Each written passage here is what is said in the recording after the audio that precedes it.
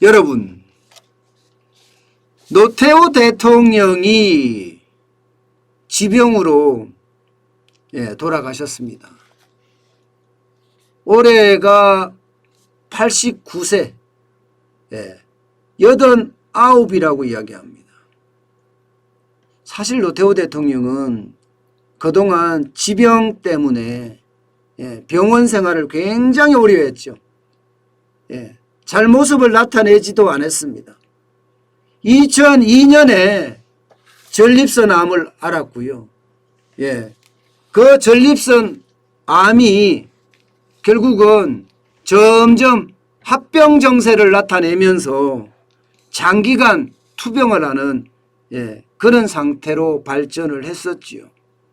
그래서 결국 이 여러 가지 질병이 한꺼번에 닥쳐서 숙환으로 서거를 했다고 이야기할 수 있습니다.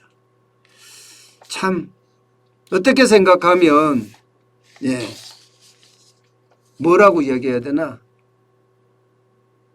안타까운 그런 상황이기도 해요. 왜냐하면요, 이 지병인 희귀병, 소뇌 위축증, 또 천식까지 있었거든요. 그러니까 공개석상에 거의 드러내지 못했습니다. 사실 노태우 대통령은 여러분도 잘 아시는 12.12 군사 쿠데타를 주도를 했던 인물이고요. 5.18 광주 민주화 운동을 무력으로 진압했던 인물이기도 합니다. 게다가 가장 친한 친구였던 전두환 전 대통령을 또 빼놓고는 이야기들을 할 수 없는 인물이기도 하고요. 전두환 대통령 때는 정권의 2인자로서 그리고 대통령 후보까지 올랐었죠. 1987년인가요? 6.29 선언이 있었습니다. 그때가 아마 변곡점이 아니었나. 어떤 변곡점일까요? 저는 대한민국 역사의 변곡점일 수도 있다고 생각을 합니다.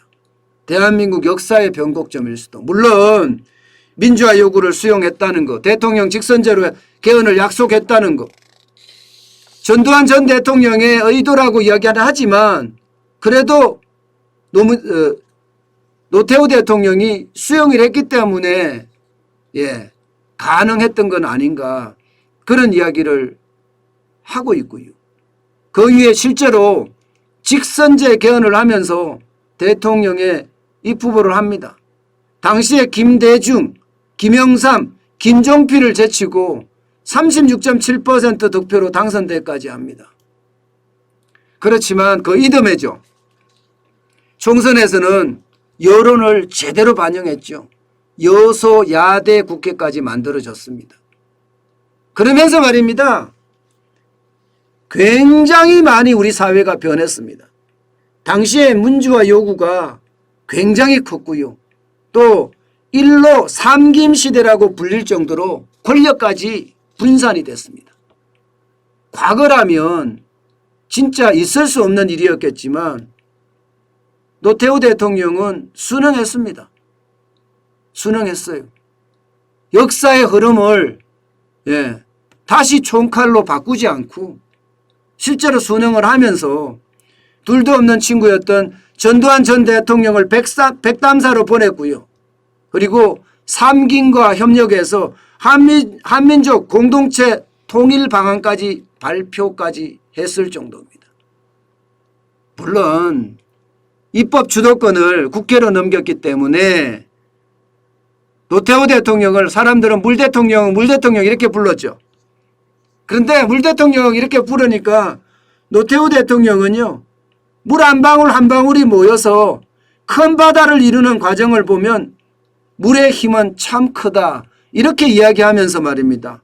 그 별명에 대해서, 물 대통령에 대해서 잘 지어줬다고 생각한다. 오히려 역으로 생각했습니다. 그러면서 노태우 대통령은 88 올림픽 성공적으로 잘 개최했죠. 88 올림픽을 성공적으로 잘 개최하고 그 이후에 북방 외교를 펼칩니다. 북방 외교. 당시에 말입니다. 소련, 중국 여기와하고 국교를 맺고요. 무려 45개국인가요? 45개국과 북방 외교를 펼치면서 외교 관계를 맺었어요.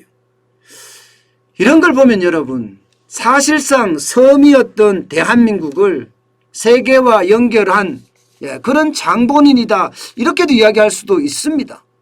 사실 북한하고 유엔에 동시에 가입한 것도 이때였거든요. 그리고 1991년에는 남북 기본합의서도 만들어냈고요. 한반도 비핵화 공동선언문도 만들어냈습니다. 그 정도로 뭔가 새롭게 만드는 그런 기틀을 다졌다.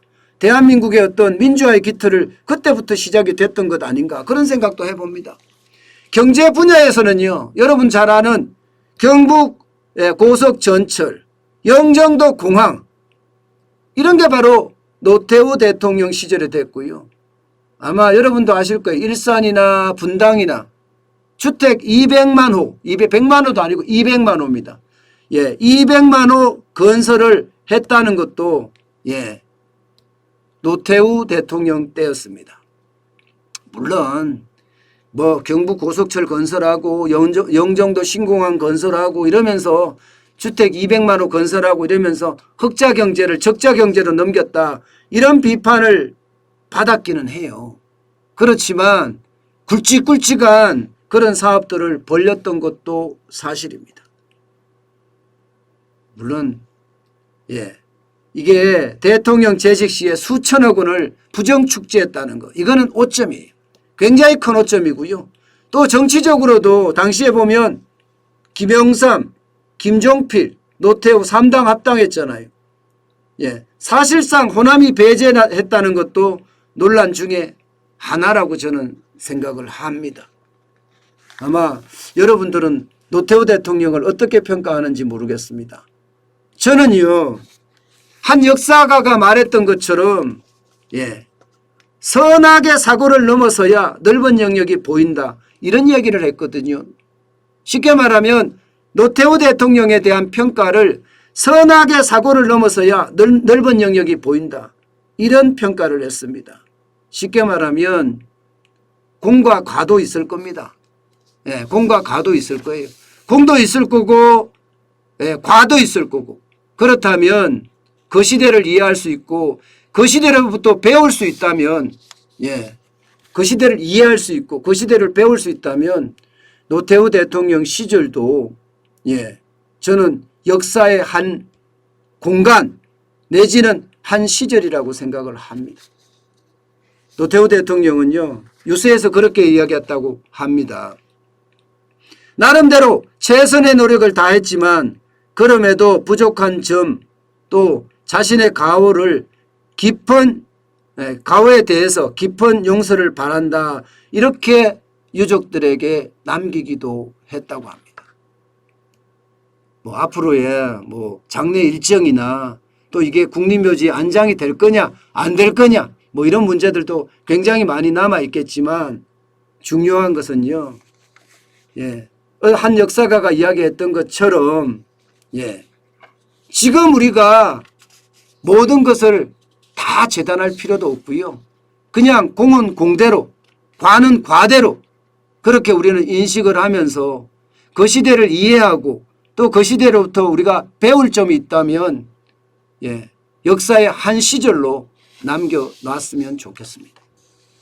어쨌든 보통 사람이라고, 또 보통 사람이 되기를 원했던 노태우 대통령의 명복을 빕니다.